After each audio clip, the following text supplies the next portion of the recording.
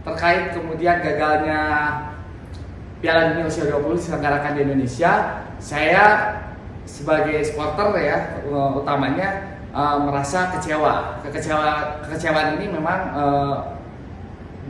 akan dirasakan oleh banyak masyarakat Indonesia, dan kekecewaan ini sangat mendasar lah, karena apa-apa yang sudah ada di depan mata ternyata harus ambiar begitu saja. Ditambah lagi, ini mungkin kali pertama FIFA mencabut ya tuan rumah ya. Jadi sejarah ini akan terus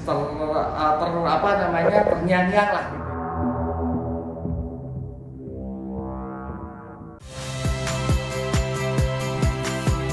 Saya Iriana Mardanus. Saksikan program-program Kompas TV melalui siaran digital, pay TV, atau media streaming lainnya. Kompas TV, independen, terpercaya.